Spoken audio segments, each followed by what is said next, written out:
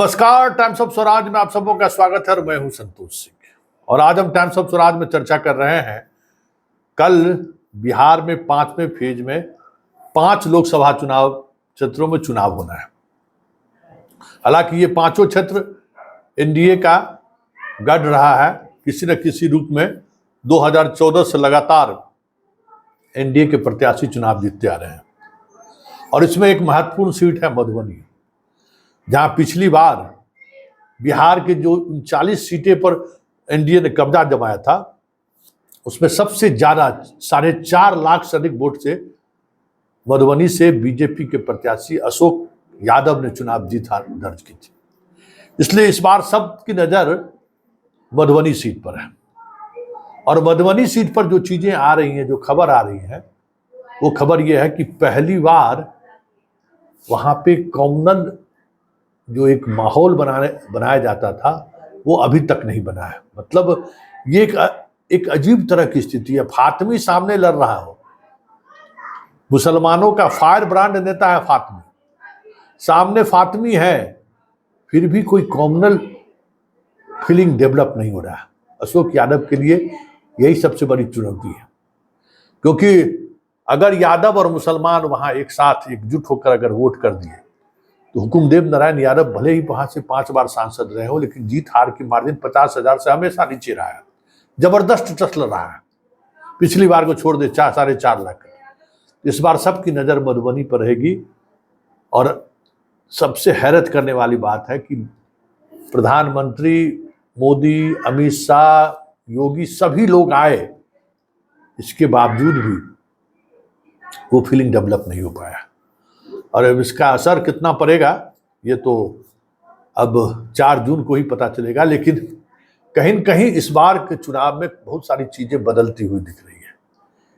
यही स्थिति छपरा का है। छपरा भी बहुत क्लोज फाइट रहा है। 2019 के चुनाव में भी हार जीत का आंकड़ा उतना बड़ा फासला नहीं था जितना अन्य उम्मीदवारों को कर रहा था। वजह साफ है, जितना यहाँ एमवाई समीकरण मजबूती के साथ बूथ पर डटेगा, बाकी लोग एक साथ एक गोल बंद होना शुरू हो जाते हैं। लेकिन इस बार थोड़ी बदलती हुई चीजें दिख रही हैं। एग्रेशन नहीं है बीजेपी के वोटरों में। वो एग्रेशन अगर कल थोड़ा भी बाएं दाएं हुआ तो फिर रूढ़ी के लिए मुश्किल हो सकता है।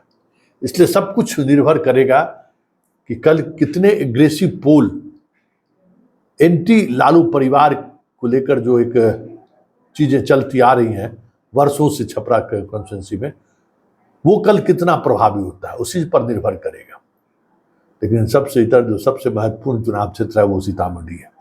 सीतामढ़ी में कहें कि नीतीश कुमार ने तो अपना सब कुछ दांव पर लगा दिया है।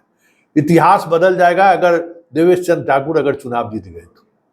बहुत कोशिश हो रही है अगर आप पिछड़ा की राजनीति को हवा देने की, और बीच में नीतीश खड़े हैं। नीतीश का डेवलपमेंट मॉडल, नीतीश का अति पिछड़ा मॉडल, नीतीश का महिला मॉडल। इसलिए सीतामढ़ी भी अपने आप में दिलचस्प है। और अब देखना यह होगा कि सीतामढ़ी में ऊंट किस करवट बैठता है, क्योंकि बहुत ही क्लोज फाइट है। और उस फाइट में देवेश चंद्र ठाकुर तभी जीत सकते हैं जब नीतीश कुमार का जो मॉडल, अति पिछड़ा का जो मॉडल है, महिलाओं का मॉडल है, वो देवेश चंद्र ठाकुर के साथ पूरी तौर पर खड़े रहे। मुजफ्फरपुर की तो बात ही बेमानी है। वहां तो सिर्फ प्रत्याशी दल बदले हैं, चिन्ह बदला है। वहां का भूमिहार समाज भले दावा कर रहे हो कि हम लोग मुन्ना शुक्ला की वजह से हम लोग बैठक कर रहे हैं और हम लोग वहां पे वोट करेंगे अजय निषाद को, लेकिन जमीन पर ये कुछ दिखता हुआ नहीं दिख रहा है। इसलिए यहाँ लड़ाई बहुत कुछ अलग होगा ऐसा मानना नहीं है। सब कुछ तय लगता है। और बात अगर हम हाजीपुर की करें तो हाजीपुर में चिराग अपने पिता का रिकॉर्ड तोड़ पाएंगे कि नहीं पाएंगे, सबकी नजर उस पर है। और इसके लिए बीजेपी ने खुद कमान संभाला है चिराग के लिए। चिराग को पहली बार एहसास हुआ हाजीपुर में चुनाव लड़ने के दौरान कि वो वाकई में हवाई नेता है, जमीन पर उसकी कोई पकड़ नहीं है। इसलिए बीजेपी ने खुद उसके चुनाव पूरे प्रक्रिया को अपने हाथ में ले लिया है। कहा जा रहा है कि प्रधानमंत्री के आने के बाद अमित शाह ने ये एक रणनीति के तहत ये किया कि पूरी जिम्मेवारी पूरी तौर पर चिराग के आसपास उन्होंने किलाबंदी कर दी है कि चिराग हिले नहीं। अब देखना यह है कि कल जिस वोटर पर हमारी भी नजर रहेगी कि कुर्मी वोटर करता क्या है, सीना में पीछे से या सामने से वार करता है, जिसकी चर्चा दूसरे फेज के बाद काफी जोर शोर से होने लगी है।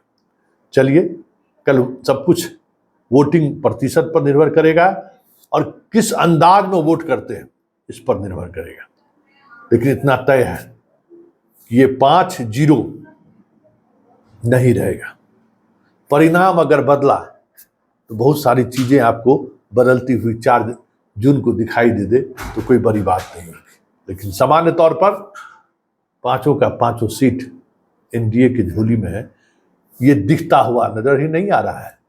ऐसा होना चाहिए, क्योंकि कुछ चीजें ऐसी हैं जो अभी तक अनुत्तर है, और वही जो जिसका उत्तर नहीं मिल रहा है वो कहीं न कहीं चीजों को पत्रकार के जहन से भी और जो इस फील्ड के जो एक्सपर्ट हैं वो भी समझ नहीं पा रहे हैं।